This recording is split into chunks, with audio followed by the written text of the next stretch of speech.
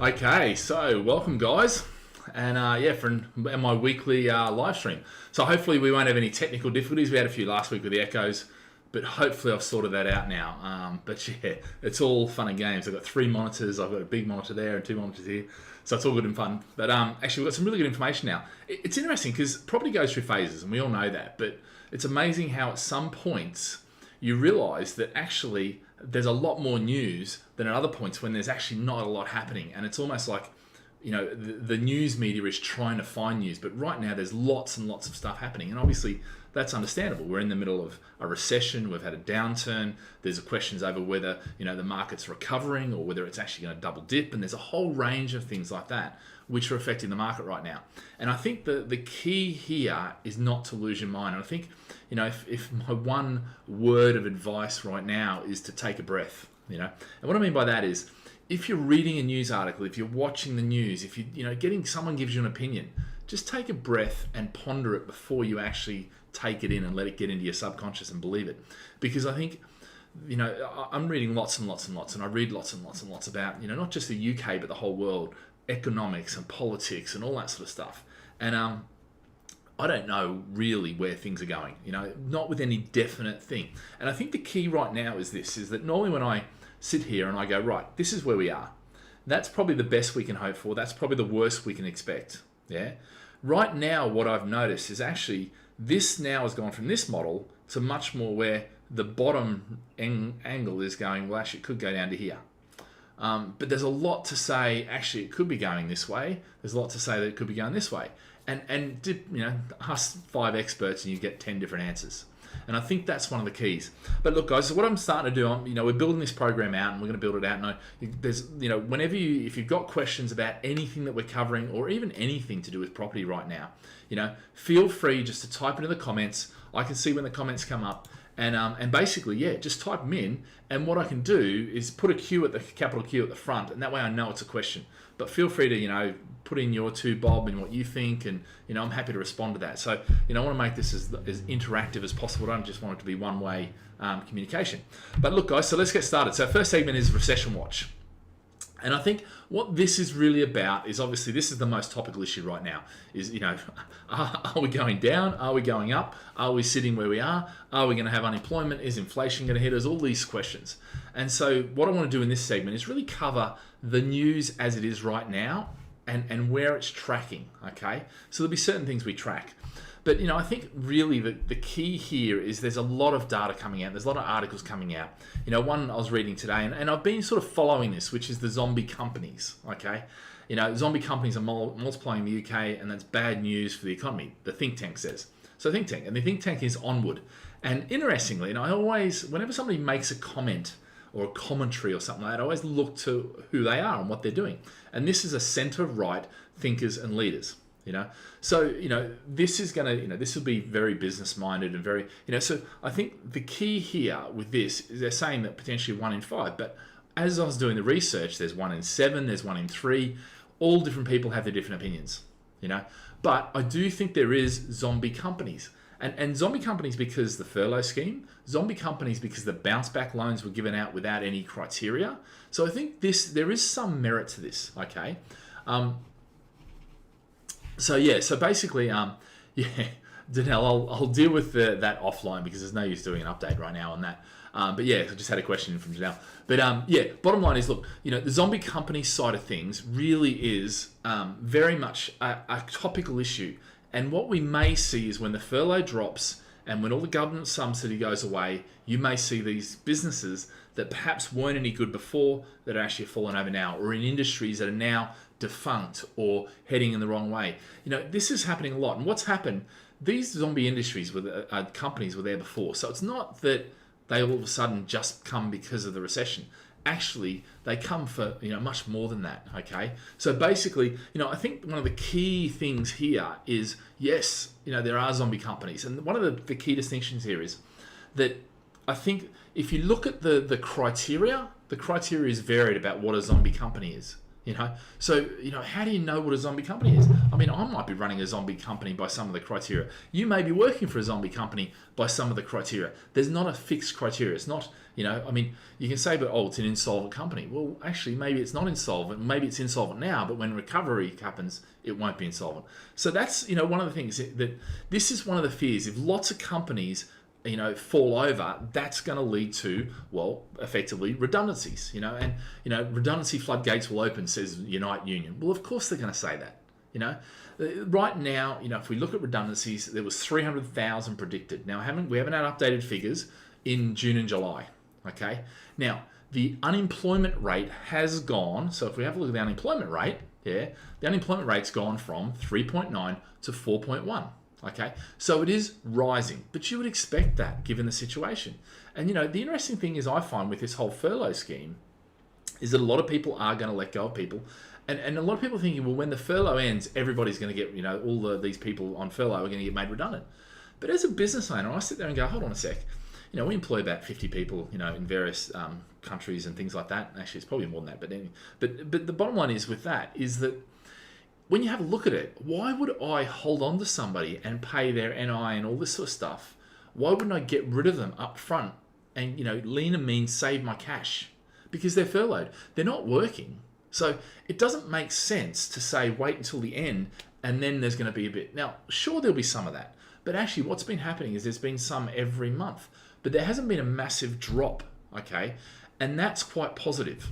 One of the other positives with this whole thing is that actually, if you look at China, if you look at, say, Singapore, where I am, and a lot of countries that are out of, the main part of the issue, and they're back into, some level of normality where they're going out shopping and going out eating and that sort of stuff. Actually, like Singapore, I am, it's bloody busy right now. Traffic is back. Shopping centres are full. Now, not all shopping centres. A lot of businesses have closed. And I think that's where we talk about the zombie companies or the companies that haven't opened back up or industries that are no longer perhaps where they could have been, okay? But, inflation, the unemployment is rising. But you know what? It's only 0.2%. That's not dramatic. It's not, this. It's kind of incremental, which is in line with what you expect. And I think most of the stats we're finding, that is exactly what we're seeing, okay? So I've got a question here. I'm buying a one-bedroom in Leeds, valuation come down to 60,000. Would you be happy to buy this and buy a property or wait till the end of next year? Good question. Okay, so let me just, where are we? I'm going to add that to broadcast because that's quite a good question. Okay, so Aaron, you're buying a one bedroom in Leeds. Great, valuation come back down to 60,000. Okay, so, one bedroom, I'm not sure where it was, but yeah, that, probably 70, 80 or something like that. And look, if people are selling now, I'm not a big proponent, I've said this all along, that prices are galloping up and that sort of stuff. Prices have come down in a lot of areas, okay? Because the fundamentals aren't there. If people are losing their jobs, if people aren't, the rentals market isn't holding up and that. We've come out of austerity and then layered on Brexit on top of that. So all is not fantastic, all wasn't fantastic in the market before we went into this. So, would you be better to wait till next year? Look, I don't know what your situation is. If 60,000, could it go from 60,000 to 50,000? I'm not sure where it's come from, but the reality is, if you can afford to buy it now, you can afford to get on it, and you can get mortgage, and you're moving into it. If it's an investment, maybe you could play it might drop more because prices could drop if the unemployment keeps dropping. But by the same token, things could remain the same and things could actually recover. So, is it going to go from 60,000 back up to 80,000? I'm assuming it's dropped from 80 to 60. That's a massive assumption. I don't know where it is. But the only reason I've got a couple of flats in Leeds, so that's, what I'm sort of thinking. But I think, if you can get something for 60,000 and, it was 80,000 or even 70,000, that's quite a good discount. And if you can afford it, because let's face it, you're buying it for the long term. If you're buying it to buy it and flip it, then I'd probably say, maybe wait till next year. But it really depends on your circumstances on that case, all right? So hopefully that helps out. But I think it really depends. And what I'd say is if you want to, make contact with the team or send an email to webinars@gladfish.com, chat to one of the guys, and they can go through your circumstances and go, actually, you know what? Yeah, sounds like a good idea. All right, good. So Inflation. So yeah, the next thing. So we've talked about the zombie companies, all right, which potentially will all fall over when the furlough and government incentives are gone. We've talked about the unemployment, inflation rate. So the inflation rate has come down. Okay, you can see by the graph there. It was heading up and now it's come down. And the interesting thing is, with this is what we'd expect. Okay, that the prices aren't going up right now. The issue is with all the government spending, the sting in the tail is that we could get inflation next year or the year after. But, and this is one of my bigger plays right now in terms of my gut feel on where things are going. And that is, I think the US government and the US has led in that they just print money aimlessly and senselessly, and at the end of the day, they don't really care, frivolously almost, And what's happening now is a lot of other countries are going, you know what? US got away with it and are getting away with it, and have got away with it since the last recession. They just, inflated their way out of it, or spent their, produced money. What is it? Made money, printed money. Can't think of the bloody name, but anyway. And I think what's happening is a lot of countries are going, well, if it worked for them, yeah, okay, we're not the reserve country, so we can't get away with it as they can, but perhaps we can. And I think that's what's starting to happen. And if everyone does it, then we all sort of, have the same problem. It's where a lot of countries never used to. And if you went into a recession, you were the only country going into recession. So, that's not necessarily happening. This is a worldwide thing. So, some countries will perform better, some will do worse. But I think the bigger picture is countries are starting to get away with stuff that they wouldn't have normally done. And we'll talk about Brexit later on, and we'll just talk about how arrogant, the UK government is around the Brexit, the exit bill, and it's the same concept that I think is coming out with politicians now, where they realise they can do whatever the hell they want, and there's no one checking them, And I think Trump really has taken us down that rabbit hole to a degree. Also with inflation, the interesting thing is they're saying, eating out scheme pushes down August inflation. That's been a huge success. People I know who are in that sort of industry, fantastic. It's worked really, really well for them. Wonderful, and good on them. So I think that's really good. Look, I think really with this whole recession thing, okay, it all depends on the government incentives, and it all depends on how the businesses go from here and how we go about spending. The good thing is, because they're building more properties and they're investing in that money's getting down and that can be spent. So to build new properties, okay? So there's a bit of a mini boom. I won't say it's not a boom by any boom perspective, but it certainly has stimulated the market to get moving in the building sector. And then the building sector goes into the effect, or the planning development goes into building, and then the building, for instance, building right now, you can't get red bricks, because there's just not enough supply of them. So that's what a precursor to prices going up, which obviously inflation and all those sort of things, but actually in the sense of where we are, that's not such a bad thing, So it's for me, it's more positive than negative, but it's not over the top positive, okay? All right, so let's have a look at house prices and hotspots. Once again, any other questions, guys? Just type them into the thing and put a capital Q in front of them. I'm happy to answer them. Look, I think, with house prices for me right now is that there's always a spring bounce, and that spring bounce was extended because of the stamp duty, which is great, because normally August is slow. August was quite good. But now we are going to see house prices start to ease off, and the demand start to ease off because we're heading into winter. We're also potentially heading into another lockdown, which is a whole nother story, but that's certainly not something we want, but hey, we'll see how we go there. But look, I think one of the interesting, and I got this map now, you probably can't read that map, don't worry about it, you don't need to read it exactly, but effectively everywhere is going up, and it has been going up, okay, and these are figures basically from the spring bounce onwards.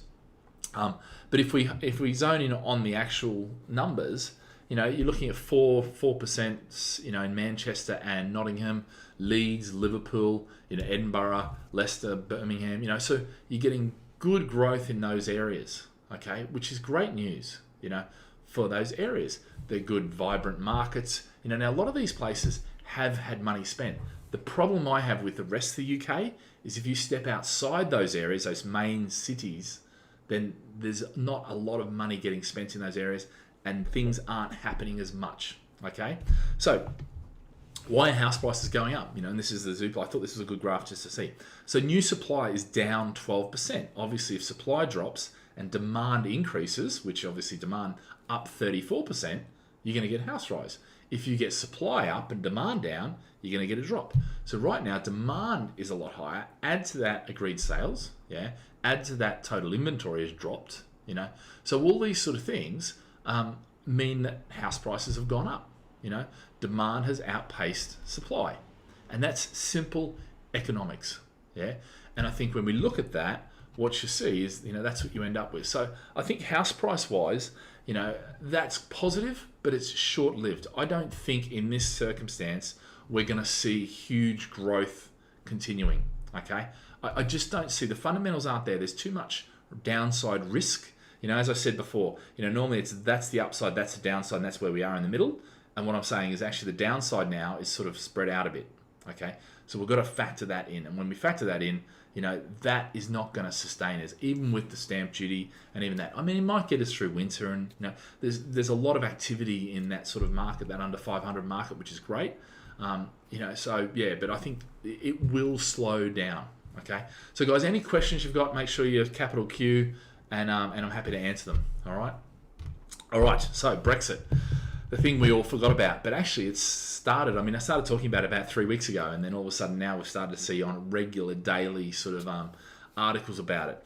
Look, for me, it's happening, but I've never thought, and I've always been on the positive side of it and thought it was a media spin on a lot of things.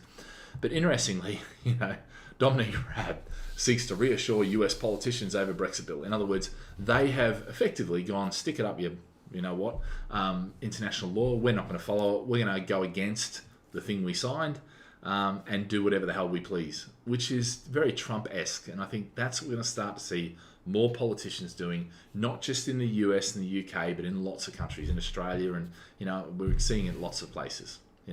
It's unfortunate, but that's the reality. Is we've let them get away with so much. Now they're taking all sorts of liberties, and I think that's what they're going to be doing. Now, part of it's probably posturing. And the negotiation is, they want to create that fear. Blindsiding the EU, blindsiding the negotiations. But the reality is that I think, we're leaving.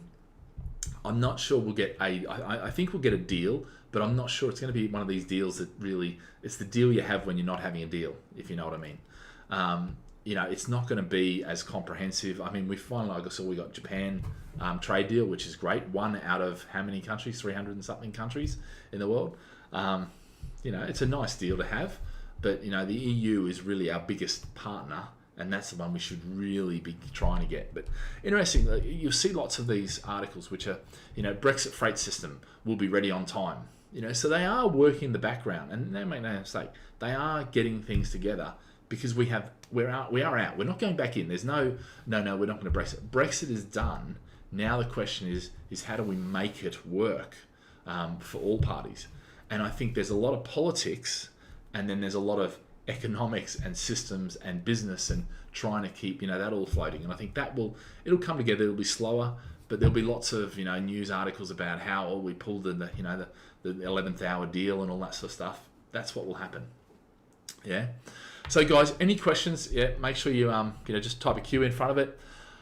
So lettings and management. Now, lettings and management, there's so much been happening now, and actually I feel sorry for landlords right now, because you know what? For about the last 5 years, we've had tax changes, we've had more compliance, we've had effectively the government say, you get lost. We don't really care about you. We're not even going to talk about you. But what it has started to do, and the positive thing that I think is coming out of this is we're starting to get landlord lobbying groups. And it's not just landlords, it's agents, landlords lobbying groups against tenant lobbying groups, your generation rents and things like that. And I think the thing is as we start to get more of a voice, then we'll start to get heard more, and we'll start to get more things. Because right now, what's going on is nothing short of criminal, to be fair, the way they're treating landlords. It's almost like, oh yeah, they can afford to have a tenant who's not paying for 6 months rent. I mean, they just don't have a total disregard. It's almost like if you save up and you work your ass off so you can actually buy a property, well, screw you, because we've got these tenants and there's more of them, so we'll pander to their whims, which just is, for me, absolute crap. So Hamatsu's just asked a question. Yeah, it's actually a good question, Hamatsu, so I'll chuck it on the screen. Look, investing in city centre is still viable. I keep hearing people moving out. I was having this conversation with a couple of guys, and it's interesting because a lot of people are saying, that basically as many people are moving in as are moving out. And I think anyone that says, anyone that says, don't buy in the city centres because, everyone's moving out. You know what? I hate to say this, but this is where, yes, there'll be some people that are moving out, and yes, there'll be some people that are moving in. Is it going to fundamentally change where, oh no, we don't want to live in the cities, we don't want the fundamentals, we don't want the closeness to transport, we don't want it's just not. It's a ridiculous concept. And you know what? If you are doing that and you believe that, you're an idiot. No, I don't mean to call people idiots, but the reality is that it's not. It doesn't. The facts don't wear out. Number one, yes, it sounds good putting people on the newspapers and saying, oh, they're moving. They're upping the family and moving out. Yeah, they're upping the family and moving out. Probably they were going to do that anyway. They'd already been thinking about it. But you know what? Great. If more people move out, more families move out, which they do anyway, then more single people, will move in. And I mean, that's what's happening. Make no mistake, the trend towards moving into the cities is here, and it's here to stay. The fundamentals are far better, and that's the lifestyle a lot more people want. And let's face it, people are getting married later, they're having kids later, so they're moving out into the suburbs later. Yeah. So we can say, and this is, I love. This happens every time we have some form of whatever it is, whether it be financial crisis, whether it be COVID, whatever it is. People immediately go, oh look, nobody's going to need offices anymore. We're all going to work from home. Well, you know what? We did a poll with our staff, and 80% of them were like, get me back to the office, please. They don't want to work from home. Yeah, having some flexibility, maybe, okay, great. But so yes, it will change fundamentally. But it's not going to change in that much, and it's not going to make that much of a difference. So really good question, Hamachu. But I think, it's, I love all these knee-jerk reaction comments that come out, and they get column inches, but for the most part, they never come true, and they never come out. You're talking about London and Manchester and these big major cities that are, that are already structuring themselves to be cities of the future, okay? And that accounts for so much more than, I love the fact that people do this, but that is the media selling, column inches. And that's all it is. There's very little in. Now, if you're a family and you're sitting there going, actually, I think we're going to move out because we just had to spend 3 months, sitting at home in a small apartment and actually want to get out, yeah, totally. But you know what? They're going to move out. You're going to move out with your family, great. But somebody else is going to move into that property. Yeah, and the rent will adjust accordingly. That's what the market does. That's how it works. Okay. Good. Yeah. So Dean just come. I've seen you focus on new build and off plan. Is the premium pay developer still worth it in the market? Good. So okay. So great. So is the new build premium worth it? Now, the interesting thing with the new build premium is it changes over time. Okay. So what we mean by, so if you don't understand what the new build premium is, it's like you go onto and buy a new car. There's a new car premium than a second-hand. When you drive, it drops in price. Okay, it doesn't quite work like that with property. A lot of people think, yeah, it does. That's exactly when, when you walk out, it drops in price. It doesn't quite. What happens is generally it takes about 2 years for a new site to bed down with the pricing, because some people have bought, off plan and bought this price, and some people bought right at the last, in 3 months before and bought at this price. And then somebody got the last one and got up at that price. So there's kind of that price differential. So it evens it out, and works out where the market's at. And if the market's going up, then yes. If the market's going down. So what you tend to find in times like this, the new build premium actually compresses. And so what actually happens is you're getting stuff that is, it's more expensive than the thing. But I can tell you, you don't have the maintenance, you don't have the issues for, I reckon around about 8 years is normal. If you buy off a quality developer, you probably get 4 or 5 years off an average developer. And if it's a crappy developer, then you're probably 6 months in, 12 months in. But don't buy crappy developers. I mean that's the same for anything. But you can generally expect these. The premium. What happens when the market is booming? Then the premium increases. And so actually, it's when the market's booming where you've got to be really careful. Now, I mean, you've still got to be careful now, but now not as much. Okay, so hopefully that helps, Dean. But again, have a chat to the team, because right now we're finding the new build premium is not huge. It's not, second-hand market here, new build market here, and you're talking probably 5%. There's always going to be 5%-ish in it, but it can get up to, I've seen it as high as 30%. But you wouldn't buy that, But you know what happens is people go along to seminars and they get sold this sort of crap, and they get sold on a dream of, discount, and all this rubbish and garbage. And the problem is, if they don't do their due diligence, they don't check things out, then they end up buying something that's overpriced. Because oftentimes what will happen is they'll say, well, look, you're getting this 30%, and then, it's 30% premium, but we're giving you a 20% discount, and you're still paying 10% over the odds, And that really sort of, hopefully that sort of explains. So is it worth paying the market? Look, I love new build. I love off-plan, because that's the strategy I choose, because I don't have to worry about maintenance. I don't have to do anything to the property. I'm busy doing this work, I'm busy with 4 kids and a family, I'm busy doing the stuff that I love. So I don't have the time to go in and renovate and to do all that sort of stuff. Yeah. Now, some of my properties now, I was just looking at one, my first property I bought in 2003 in the UK, so we're talking 18 years I've had that property. 18 years November. 18 years November. But that property, I've repainted it and I've done a few things to it, but actually it's still a good solid property, but now it's well and truly second-hand property, so yeah, it all settles down. But yeah, you don't want to overpay, but that's a function of your due diligence. Okay, so hopefully that helps, Dean. Good. Okay, so let's get into lettings and management then. So let's talk about the eviction ban. So the eviction ban is being lifted, I think it's this Sunday, it gets lifted. But the key here, so it's 20th of September, the key here really is that the existing cases, so if you had an existing case of getting rid of somebody or evicting them, that has been stayed. So unless you take action, all right, and fill out I can't remember what the name is, 5B, I think, don't hold me to that, whatever the form is. Part of that form is you've got to say, are you aware of what's happened with your tenant? Have they been affected by coronavirus? So how do you do that? Well, hopefully you've had a conversation with them. Hopefully you've emailed them to say, whatever, they're behind in the rent, they're antisocial behaviour, they're whatever, okay?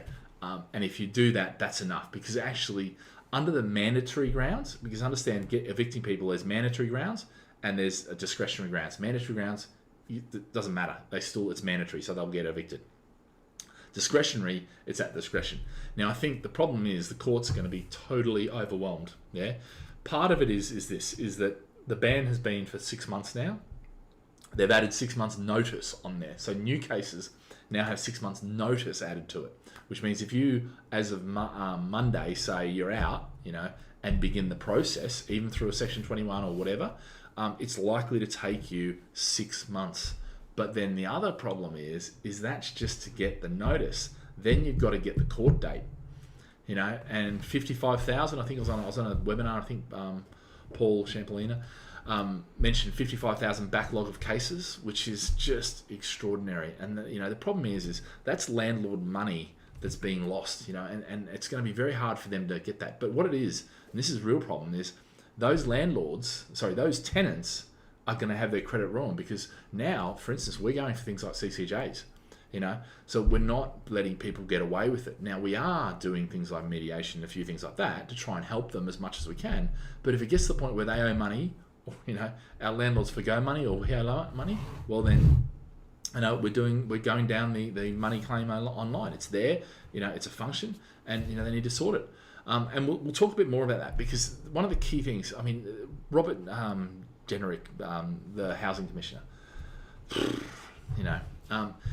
total arrogance towards landlords, but anyway, he was on there saying, but we're, for the worst of people, the antisocial behavior, we've, made that. Well, try and get antisocial behavior to go through. You have to have a conviction, you have to have evidence, you have to have all this sort of stuff, and you've got to be able to get into the court. Well, the courts, they're well backed up and behind, and there doesn't seem to be any plan in place. So it's almost like the government has said, you know what, we're just going to let the landlords foot this bill. That can be on them. We'll win the politics by saying, oh, look, we're looking after the tenants and no tenant will be evicted over winter. And, I'm all for that. But landlords should not be paying for that. The government should be paying for that. Yeah, if they're going to do that, that is their function. When the shit hits the fan, excuse the French, that's where they should be stepping in. They are best suited to do that, not individual landlords. And that's what's frustrating about this whole process. So one of the things we're doing, and I guess the solutions to this problem, really, okay, so the first thing is mediation service. Yeah. Now, what we're doing is, so personally in my business, we've set up a mediation service, and I know things like Landlord Action have setting up a mediation service between tenants and landlords, okay, to get in there and try and get these things resolved, because the courts have failed us, the politics have failed us, so now we're going to have to take it upon ourselves, yeah. And so really the challenge is landlords are going to be at a loss because the government and the law is against them, and it's not really supporting them. It's not really giving them any ability to do anything, and that, which is frustrating. It is a small minority, and this is the problem: is people like Generation Rent and that, they make it sound like every landlord is a rogue landlord, and that's just not the case. We're talking about small percentages, but they make it sound like, and and it's their job, that every landlord's a prick, and they just aren't. The Section 21s, we should continue to have them because they are useful, because a lot of times the courts failed, so we'd have a Section 21. They take that Section 21 away and we're going to use the court. Those guys are bloody useless. They take so long. Some of the friggin' things, it's so punitive. It makes it so hard. But anyway, that's the life we live as a landlord now, because, and this is one of my bigger concepts as well that I deal with, is the fact that the government doesn't want private landlords anymore. It wants large corporation institutions to run all of that. And so it's doing everything from tax changes to compliance to all these sort of things to make it hard for the individual landlord. They want you as an individual landlord, with a couple of properties or whatever, to actually effectively take your money out of there and put it into a pension fund and earn diddly squat. Because let's face it, pensions have failed dismally and they're going nowhere. Yeah. So look, guys, that's the thing. So mediation is unfortunately the solution, but one thing we are going to do is, we're going to have guarantors, yeah, for everything, because we have to now. So we're going to be pushing for everyone to have a guarantor, which will make it bloody hard on the tenants, because the moment that they can't get a guarantor, they're going to struggle to find a property, okay? And then the other solution is rent and legal insurance for your property. I have it on all mine now, just because it's just not worth the hassle, the risk. I've seen some really devastating things happen for, people. So, look, it's interesting. This is Generation Rent I mentioned before. Evictions have been paused, but this hasn't stopped some, London landlords raising the rent. It's like far out, because somebody called them and told them that they had their rent raised, even though they told the landlord that, they're in difficulty. It's like, oh, man, you know what? This is the problem. And then you've got this idiot too, what's his name? The bloody Sadiq Khan, talking about, call for a 2-year freeze amid COVID. You know what? All the costs have just gone up to be a landlord because of compliance. They continue to go up. It's bloody near impossible to get an EICR done in a timely manner, which slows the whole process down because they've dumped so many on the market. So little thought. The fact that they change their mind regularly is just appalling. It's a lesson in how not to be a leader, how not to run a government. But you know what? They're getting away with it. They've done some good things in terms of the supporting the market, in terms of freeing up planning, but they really seem to have it out for, and it seems open slather on small landlords. Yeah. And that just seems to be a never-ending thing right now. The reality is, and I'll say this, and let's move on to Brett's rants, because I think one of the key things here, guys, is that it can be, you can be forgiven for sitting there going, hold on, Brett, but I've, the tax changes has got up, the compliances, tenant fee ban, all these sort of things are getting hit. We're getting hit constantly. Surely it's not profitable to be a landlord anymore. Well, you know what? I hate to say this, but this happens all the time. And there's always another reason. There's always, more regulation. There's always more costs. There's always this. But you know what? Property continues to go up. And here's the truth of what's going to happen. And, quote me on this in 3, 4, 5 years' time. Where what's going to happen is you've got a mortgage, you've got the value of the property, and the value of the property might come down a bit, but it'll go back up. Make no mistake, it'll continue going up. But that mortgage, because of inflation, which is going to happen because they're printing so much money, the value of your mortgage is going to decrease. In other words, when you pay that mortgage off in, say, 5, 10 years' time, the money, let's say you had a 100,000 mortgage, 100,000 in 10 years' time is going to be the equivalent of 50,000, 60,000 or something like that, 70,000, 80,000, depending on what the inflation rate is. So you will benefit greatly. So don't lose heart now. Don't lose heart in the industry. There is lots of money still to be made. Yes, there's some pains in the bum. And yes, there's a bit more time you got to put into it. And yes, you need to deal with quality people who know what they're talking about, not friggin' idiots that are just there to sell you. So one of the reasons I run these, I'm doing these every week, and I'm doing webinars, and I'm doing all this sort of stuff, is to get the good quality information out there, because it's so easy to pick up the phone and speak to somebody who just says, oh yes, we've got the deal for you in wherever it is we're selling this week, and that's not what this market is about, and it shouldn't be what the market is about. The reality is there's still money, and there will continue to be money, make no mistake, in property. Yes, you've got to wear some weather the storm a bit. And it can seem like, this is all too hard. It's not hard. Set up your portfolio well, and you get professionals around, you get a team. Even if you're going to do it yourself, I joke, my business, we are done for you. We'll do everything for you. And so a lot of people go, oh, no, it's too expensive to do that. I'm going to do it all myself. And then I'm like, do you have a mortgage broker? Yeah, I've got a mortgage broker. Okay. Do you have a solicitor? Yeah, I have a solicitor. Okay, great. And how do you source these properties? Well, I go around and I speak to agents. So you use agents. Okay, yeah, gotcha. So are you really doing it yourself, or are you doing parts of it yourself? So the question becomes not whether it's all done do it yourself. It's a question of what parts do you get professionals to do, who specialize in those areas, and what parts do you do yourself?